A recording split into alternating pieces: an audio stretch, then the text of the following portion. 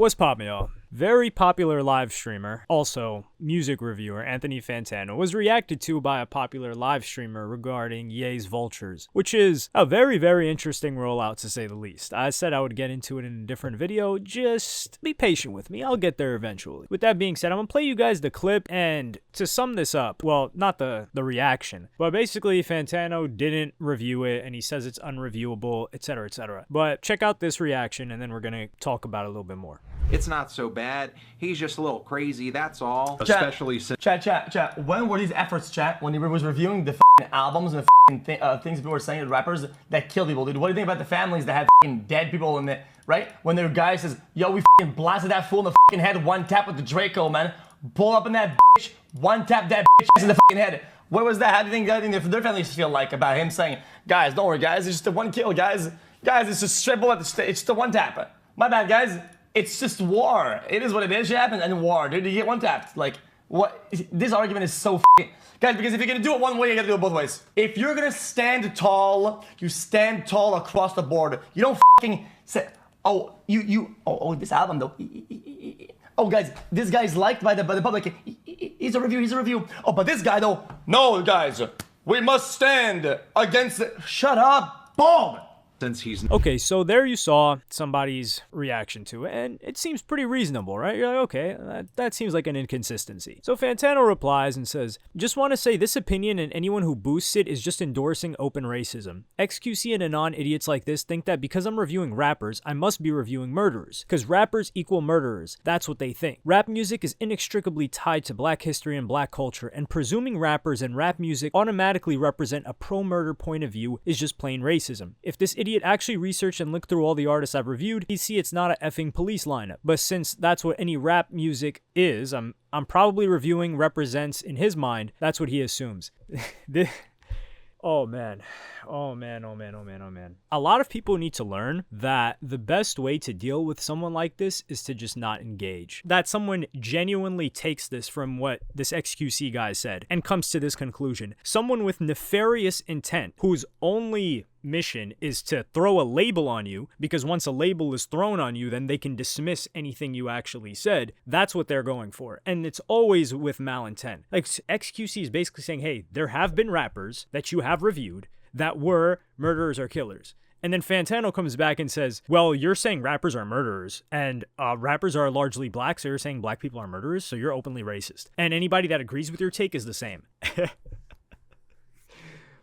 That's just so funny to me. But what's funnier than all of this is everyone pretends to care like they don't care. Or, excuse me, everyone pretends like they don't care about what Anthony Fantano has to say. They don't care about his review. And I see this all the time. Of course, I'm not saying it's the same people, but a large majority of people say, oh, I don't really care what he has to say. You rarely see anybody say, oh, I really care what he has to say. That's going to influence my opinion and how I feel. Yet, we just saw the exact opposite exhibited here. I didn't say anything when he didn't review it, or he gave it like this unreviewable thing. Because frankly, I don't care. I don't care if he rated it high. I don't care if he rated it low. I don't care if he rated it a 5. I don't care if he rated it at all. And I don't care that he called it unreviewable. And I don't even know, in large part, the comments that he made about it. Because I don't care. That's not to say I don't like the guy or I dislike the guy. I already said my genuine opinion with how I believe he interacts with certain people. And he's definitely one of those people that has certain views that he's militant with. So it's basically, hey, I have these views, and if you don't agree with my views, then you're an evil person. Which these people, I don't even think it's very possible to be friends with them, because they just don't allow you to not have the same opinions as them, which is funny. Like I said, I've always shown nothing but respect to this guy. He's been in this game for what, 15 years, 14 years, consistently reviewing music, no large breaks. Guy's doing his thing. So you can't say that you don't care about someone's opinion, but when they give an opinion or choose not to give an opinion on an album that you like, now you're coming at them like, oh, why aren't you giving an opinion on this? Or why are you choosing not to review this? Oh, that's hypocritical.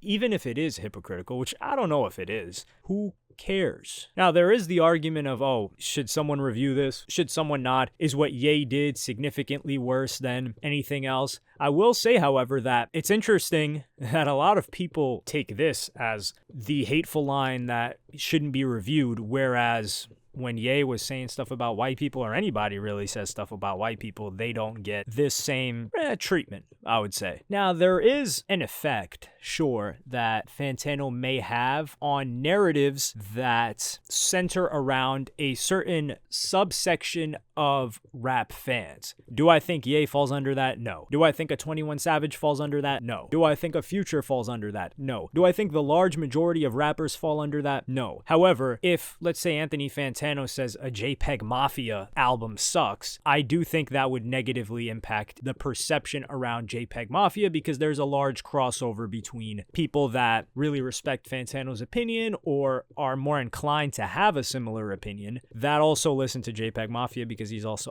I'm not going to say he's one of his favorite artists. I don't know that. I know Death Grips are one of his favorite artists. I found out about Death Grips through him because everyone was talking about Death Grips. I'm like, who the hell is this? And then I just heard that he gave them like a 9 or a 10, and I listened to Death Grips. I don't personally like it, to say the least. Now, after a couple of listens, and this was years ago, I'm circling back to 7 years ago maybe, I listened to it, I was like, dude, what the hell? What are these people even saying? I got and understood the fact how some people may enjoy this. I just quickly realized I was not one of those people. So I left them alone. Hope they're doing well though. So in that vein, I could see it. But let's keep it real too. I was about to say, let's keep it a buck. Nice try. You didn't get me there.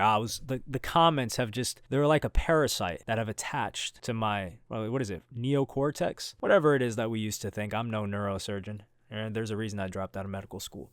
Or did I even go to medical school? We're going to leave that in there. We're not leaking anything. With that being said, I genuinely believe that Anthony Fantano helped the spread of the promotion of this album. If people are saying, hey, the best thing you can do is to not amplify anything that Ye said, or even talk about the fact that his album came out, then I would somewhat understand that a bit more. Because if you want to suppress a message, the best thing you can do is to ignore it.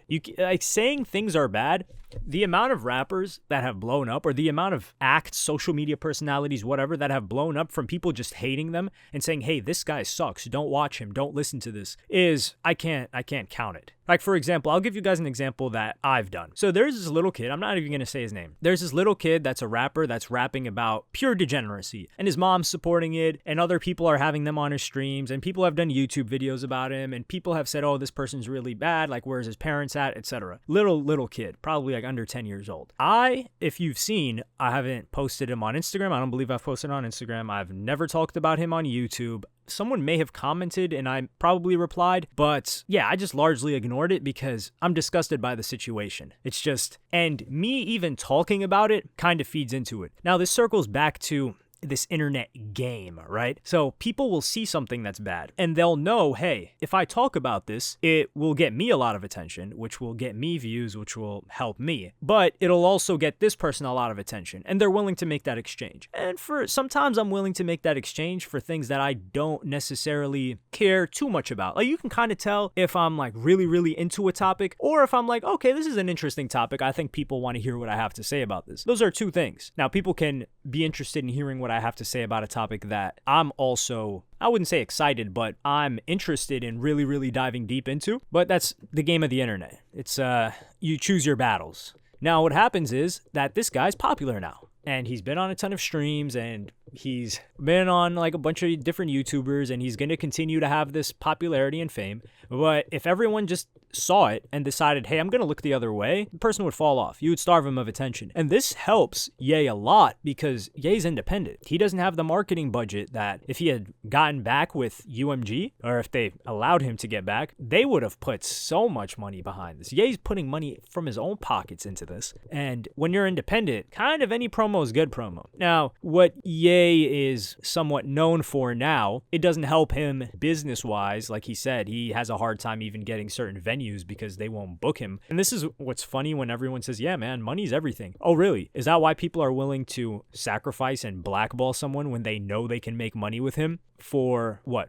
They're not going to make more money not working with him. So there is more than just money. Money doesn't, it's not the main driver for a lot of decisions, especially large large scale decisions by corporations and people at the top. Pretty much everyone has money at that point. So I think Fantano actually helped, gave some promotion to it. I don't think that was his intention. I think he just wanted to voice his opinion, which, yeah, good for him. Everyone's doing that on the internet, including myself. But yeah, I think this was a good move for Ye, and I think he did better than Drake because he didn't address him. Addressing Fantano in this type of situation would have been, I wouldn't say catastrophic for Ye, but it would have been the wrong move because he would have amplified Fantano like crazy. And I mean, at that point, Fantano collecting Drake and Ye replying to him, he would have made a funny video out of that. I remember watching his video about Drake replying to him. It was pretty entertaining. But yeah, let me know what y'all think about this in the comments. Do you think there's hypocrisy here? I'll give you guys an example. Who's a rapper that I really don't like what they're pushing?